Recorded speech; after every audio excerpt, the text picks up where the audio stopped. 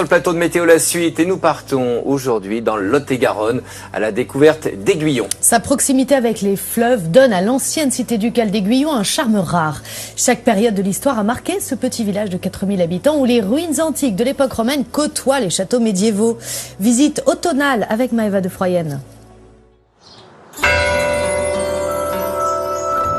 Figurez-vous que Stendhal, dans Le Rouge et le Noir, a écrit une phrase qui nous est allée droit au cœur.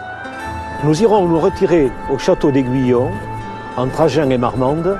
On dit que c'est un pays aussi beau que l'Italie. Ça a de l'allure, hein? Et c'est vrai que c'est un pays aussi beau que l'Italie. Aujourd'hui, nous avons rendez-vous avec Alain.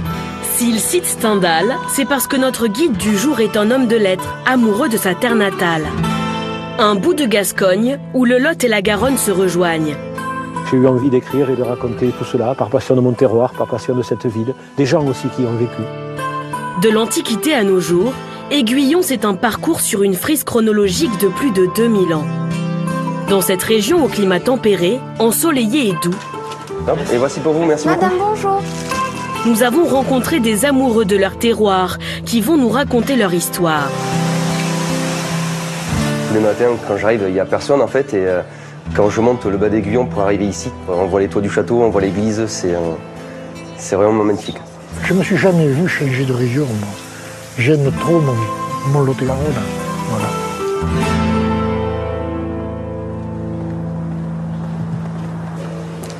Pour découvrir Aiguillon, nous nous laissons guider par Alain, raconteur de pays, natif de la région.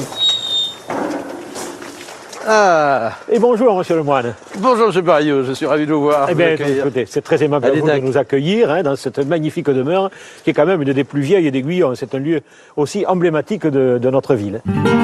Commençons donc par le commencement, aux fondations même de la commune.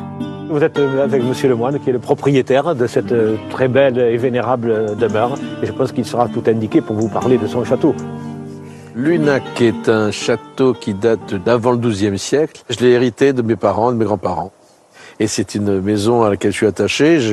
J'ai 4 enfants qui sont aussi très attachés, donc j'espère que je serai le maillon d'une chaîne qui est infinie, mais à condition que les impôts me permettent de tenir. Mais ça, c'est un autre problème. De l'autre côté de cette porte, ce jardin secret s'ouvre sur un lieu stratégique auquel la commune doit beaucoup. Je vous ai amené ici parce que juste en dessous de ce château, il y avait la confluence du Lot et de la Garonne, permettant de faire d'Aiguillon un port important. C'était cette aiguille et cette pointe qui a donné son nom à Aiguillon. En latin, aculeum, l'aiguille et la pointe. Un nom latin qui prend tout son sens, car le château est posé sur un édifice romain. Avec le temps et l'activité humaine, la confluence ne se trouve plus au pied du château. Elle a été déplacée 300 mètres plus loin. C'est un lieu merveilleux où on sent que s'est passé beaucoup de choses. C'est vrai qu'on s'y sent bien.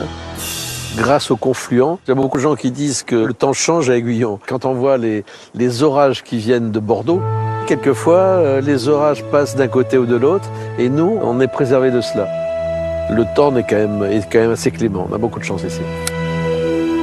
Quand pendant tant de décennies, tant de siècles, on a été nourri par les produits de cette terre, il y a un lien indissoluble, un lien fort, un lien presque sacré entre ce terroir et moi-même. L'amour d'Alain pour sa terre a été la boussole de sa vie. Féru d'histoire et de littérature, il a été professeur de français et consacre désormais sa retraite à raconter Aiguillon. J'habite sur le coteau et ce matin, j'ai vu un ciel rouge qui annonçait la pluie que nous n'avons pas eue. Dieu merci. Et je me disais, mon Dieu, que j'ai de la chance de vivre avec un paysage pareil devant les yeux. Je suis un enfant du terroir. Je suis fils de viticulteur. J'ai pensé que cet héritage patrimonial que j'avais en moi de par mes aïeux, il fallait peut-être, avant qu'Alzheimer ne me gagne, que je le mette en écrit. Et j'ai commencé à écrire des livres à l'aube de la cinquantaine. Son inspiration, Alain n'a pas besoin d'aller la chercher bien loin. Son village regorge d'anecdotes historiques croustillantes. Nous sommes maintenant dans la partie XVIIIe siècle d'Aiguillon. Le duc d'Aiguillon a d'abord été gouverneur de Bretagne, puis ministre de Louis XV entre 1770 et 1774. Il entreprend des réformes très importantes et il se fait mal voir, notamment de Marie-Antoinette. À tel point que lorsque Louis XV meurt, on le force à s'exiler. Et il se trouve qu'il était héritier de cette terre d'Aiguillon. Et il a dit, puisque on ne me veut plus à Versailles, eh bien, je ferai Versailles à Aiguillon. Depuis la fin du mois d'août, une aile du château a repris vie. Bonjour. Alors, comment vont nos boulangers? Ça va très bien, merci beaucoup. Oui, oui. Comment ça va? Écoutez, je suis très heureux de voir que ces locaux vivent, hein, parce qu'il a été longtemps à demi abandonné. Eh oui, on a vu ça, oui. Hein? Bien, vous êtes ici dans les locaux de l'ancien château d'Aiguillon. Attention, vous êtes dans les communs, c'est-à-dire là où le duc d'Aiguillon logeait ses gens, mais particulièrement ses musiciens, parce que de l'autre côté de la place, vous avez ce qu'était son théâtre. Dans ma jeunesse, j'ai connu le quincaillerie ici. Et puis, le miracle est arrivé, puisque ce jeune couple de boulangers est venu s'y installer. Et ça a été une grande joie pour moi, comme pour tous les gens d'Aiguillon. Victorien et Dobrila, enfants du pays, viennent d'ouvrir leur premier commerce, non sans effort. Ça fait bizarre encore, on n'arrive pas à... Ouais, on réalise pas trop encore, ouais. C'est ça, on réalise pas on est patron, que c'est à nous, c'est une grosse étape dans une vie, donc on est vraiment très contents. On a décidé de s'installer aussi sur Aiguillon parce que il y a de moins en moins de commerce et c'est quand même très triste. Ça s'est un peu vidé au fur et à mesure des années et c'est quand même très dommage parce que le cadre quand même s'y prête. Pendant que Dobrila accueille les clients, Victorien est à l'arrière, les mains dans le pétrin. Là, je vais lancer le pétrissage de la baguette tradition française sur la Belle Rouge. Par ces temps humides comme ça, il faut laisser sécher le pain beaucoup plus parce que sinon il a tendance à ramollir en fin de journée et c'est pas très agréable. Depuis tout petit, moi, je savais ce que je voulais faire. Depuis que je sais parler, je veux être boulanger-pâtissier. Puis là, c'est l'aboutissement de mon rêve. Je suis vraiment très heureux d'être ici, même si c'est très compliqué parce que c'est l'ouverture et faire un boulanger-pâtissier, je compte pas mes heures, je fais beaucoup d'heures, très compliqué.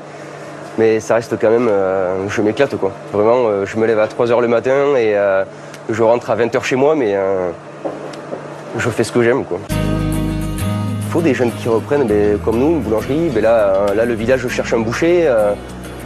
Il faut des jeunes qui s'installent, ça va tout redynamiser, c'est l'avenir. Nous retrouvons Alain qui nous entraîne chez une vieille connaissance, Gilbert, agriculteur depuis 50 ans.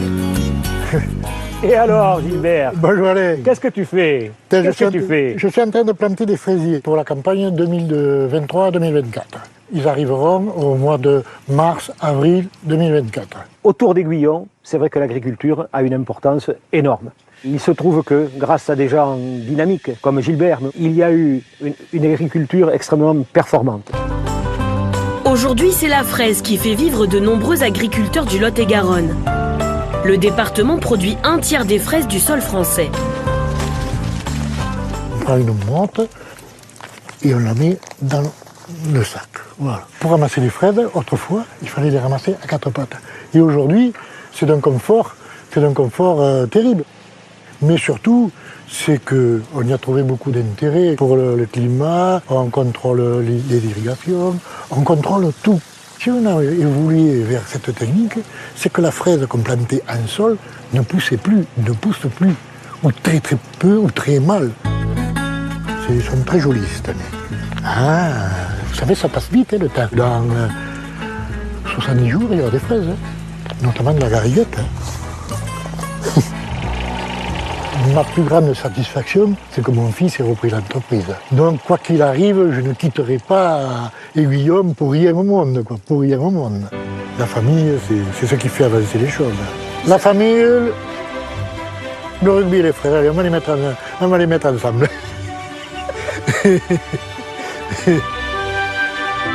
Nous finissons notre tour d'Aiguillon par une entreprise qui fait rayonner le village bien au-delà des frontières du Lot-et-Garonne. Salut Alain, tu vas bien? Oui, ça va? Nous sommes dans une métallerie familiale tenue par Benoît. C'est mon papa qui a créé cette entreprise en 1977 et avec les frères il y a à peu près maintenant une dizaine d'années où nous avons repris cette activité. La maison de mes parents se trouve juste derrière l'entreprise, donc je suis né là-dedans et j'en suis fier. Ouais. Des décors, en passant par des structures pour de grands stades, ici sont découpés, soudés, assemblés des mètres et des mètres d'acier à l'aide de technologies de pointe. Sur le plan national, on a réalisé quand même des ouvrages assez beaux pour le Philharmonie de Paris, pour les écrans du Stade de France. C'est quand même une fierté d'avoir une entreprise ici dans le Lot-et-Garonne, de réaliser des ouvrages de ce type-là. Oui. Moi, je suis un fou d'opéra. Alors savoir qu'il y a, à 2 pas de chez moi, sur la commune d'Aiguillon, quelqu'un qui travaille pour les opéras, l'Opéra de Paris, je suis véritablement enchanté, c'est le mot qui convient. C'est ici que s'achève notre route. Aiguillon a traversé les siècles et les millénaires, et Alain a un souhait, que cela dure encore longtemps. J'ai ce terroir très ancré en moi. Je n'aurais pas su quitter ce terroir, je n'aurais pas su vivre ailleurs. Que ce pays puisse encore susciter des vocations. C'est non seulement un souhait, mais une réalité, puisqu'il y a des jeunes qui, malgré tout, continuent à vouloir vivre ici, à vouloir dynamiser ce pays, cette ville, cette région.